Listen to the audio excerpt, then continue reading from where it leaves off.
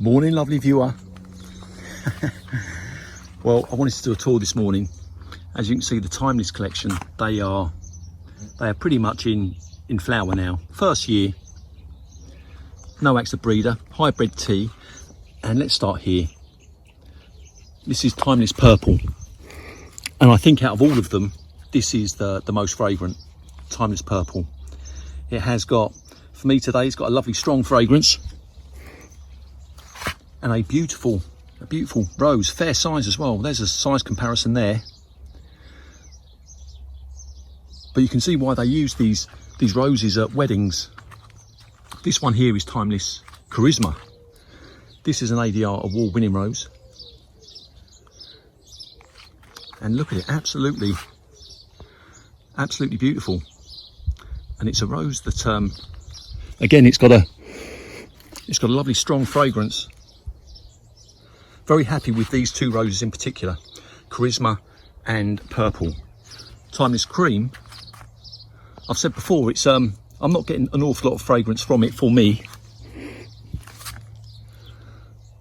but still a beautiful rose. And we'll go and see Timeless Pink over here, because I think it's a little better.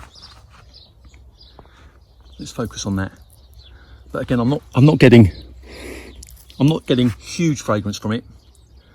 Maybe medium for me at its strongest, but it certainly is a lovely flower. And like I say, you can see why they use these roses at weddings. That's Timeless Charisma again. Absolutely beautiful. Really nice. Very nice indeed. And the duration, it's a bit too early to say, but I'm going to say at least a week. I think it's been said 2 weeks, but I'm not sure I'm getting that long here. But I'm certainly getting a week, if not more. But we'll update that as we go. Right, I wanted to show you this as well. This is starting to come out. Maid of Kent. And it is really doing well. I'm hoping it flowers for me at least twice this year. It flowered just once last year. It's only 3 years old, but she's done very well. And there really is a gazillion buds coming through. In fact, let me try and do this. See what Darren does. He tap to focus there, and then tap to focus somewhere down there. Brilliant. It's these little details that you know, there's some very creative sort of people out there, but you have to watch very closely to pick up on them. But that there, I just hope it flowers more than once this year. I really do. But lovely. Maid of Kent. Let's have a, oh, look at that rose. Absolutely beautiful. But let's have a look at this here. I think it was Lily that said the other day, I spoke about Eustacia Vi and the fact that it wasn't doing as well for me this year compared to previous years. You know that's Gabriel Oak. I have dead-headed Eustacia Vi. There's 4 here, and she said that maybe the ivy are kind of suffocating the roots here, which it could be, because this here, if you see, we have got a lovely bush growing here, but you can see there is ivy growing amongst it, which we have kind of left until now. And that one there is probably 2.5 foot before the hedge, if you like, the base of the hedge. And that one's 3, this is its third summer. These here, this is only its 2nd summer, but there's one here, it can only be about 2 foot, a 2 foot gap. And with me watering this and feeding it as well, it could well be attracting the roots from the ivy. So I'm not going to lose these Eustacia Vi's, no way. But I'm going to monitor it and see how we get on. But I might have to move these and have a juggle around. I'm not sure yet. But this here, I wanted to show you this here. I was speaking to Davina this morning, and she asked what the blue things were. We've got some salvia going on there, some Russian sage. But we wanted this bit a little bit wild. We've got Roald Dahl in the background just there. That's I've deadheaded, obviously. But I think that is coming out very well. Almost like a floral sort of graffiti thing going on with all different colours. But we wanted to keep that bit there, kind of semi-wild, with some wildflowers all growing amongst it. But I think that's looking well. But I went to the garden centre the other day, Rumwoods it's called. I think they trade under britishRoses.co.uk. They specialise in roses. It's a rose nursery, and they do sell some really nice roses. And when I went there, I was determined to get the most fragrant rose that I could. And they do sell a lot of Kordes roses, roses from all different Harkness roses. And this is the rose that I come out with, and it happened to have been the biggest flower that I have seen. It's not big at the moment, obviously, but the examples that I saw there was one that had a massive, massive flower, and it's called, I've got Audrey Wilcox is the name, and even now, hugely fragrant rose. Lovely. I believe it's a hybrid tea, so we'll see how many times she flowers, but a hugely fragrant rose, that's for sure. There is that. And I went to David Austin's yesterday, and I come away with a rose. This time I've come away with Princess Alexandra of Kent. Now, I did do some filming there. I don't know when I'm going to release it or what I'm going to do with the footage. I know that I walked around there talking about Christmas stories, so much of it I don't suppose will be uploading until then, so you might have to wait. But I'm sure everyone thought I was mad, which I don't mind that. But fruity Parfuma, we've had about maybe 3 or 4 days of good weather, and these have just started to open up in that time. But fruity Parfuma, she's starting to sing. She's just starting to sing. Another young rose. In fact, I can't walk away from this rose without showing you this.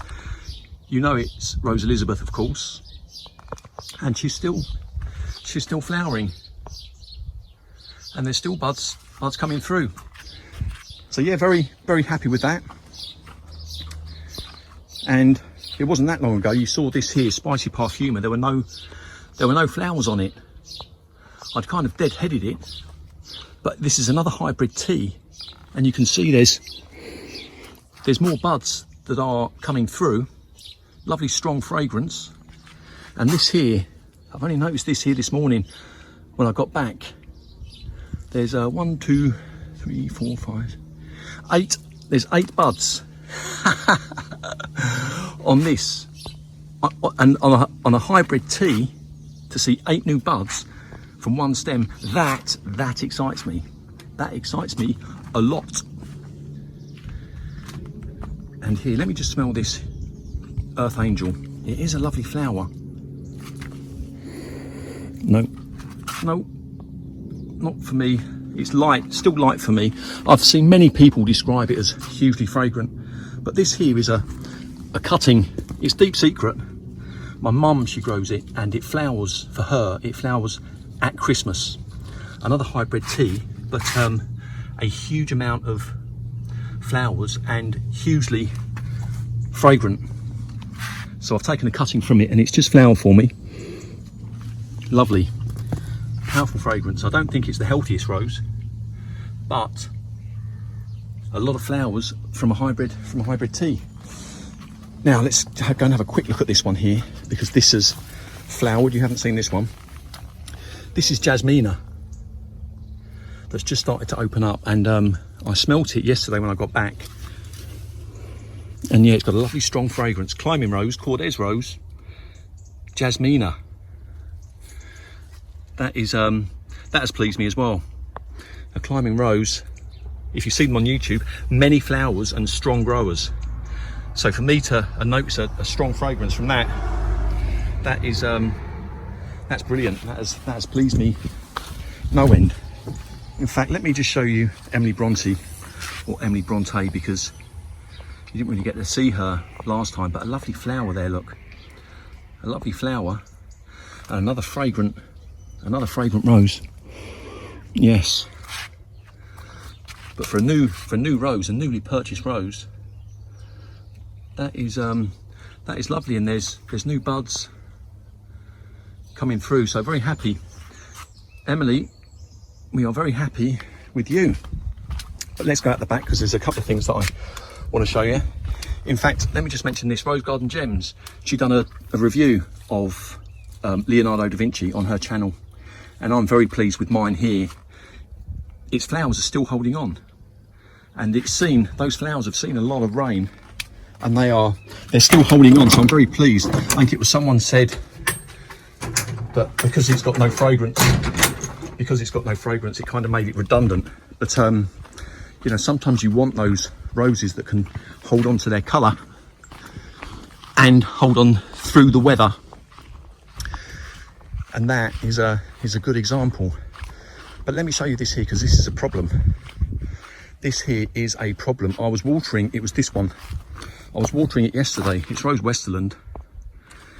And as I was watering it, all of a sudden there was like a landslide, subsidence, and literally almost half of that pot collapsed, and the soil just collapsed and went down.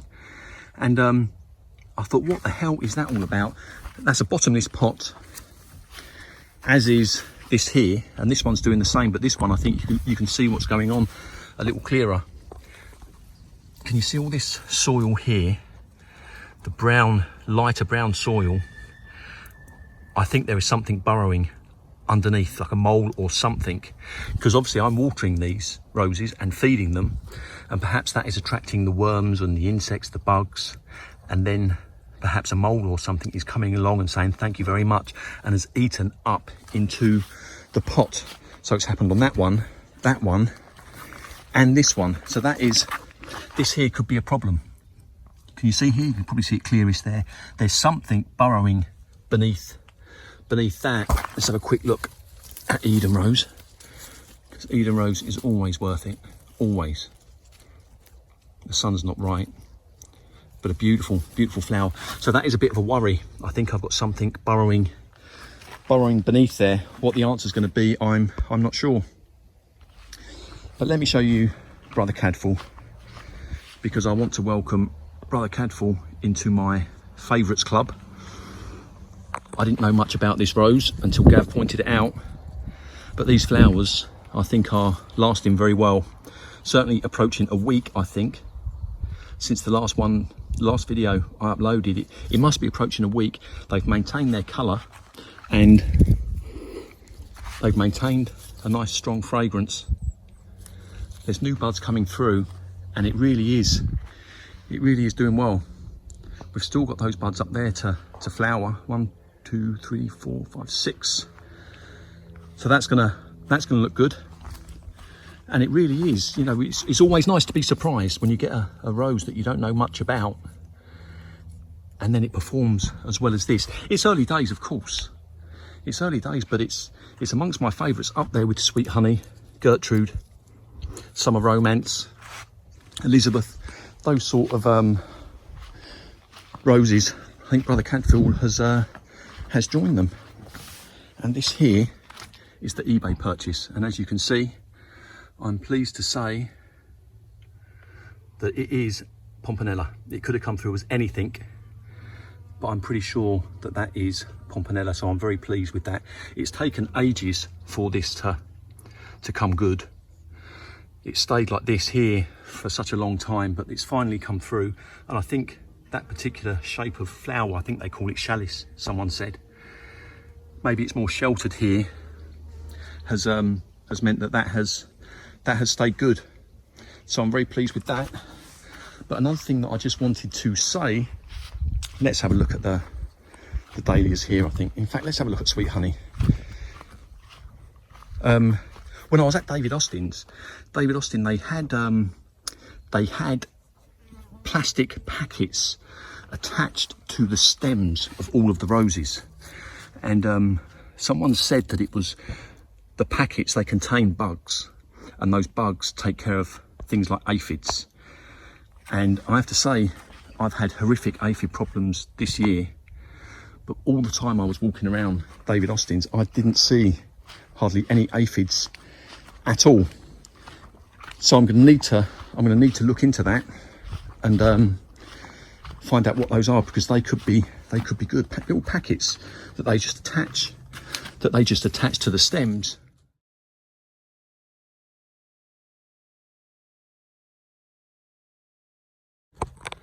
And the little bugs inside, they take care of the bugs that are bad for our roses. Right, lovely viewer, I think that's way too long again, but I'm going to leave you with the view over there, I think. Right, lovely viewer, I hope you have a lovely day.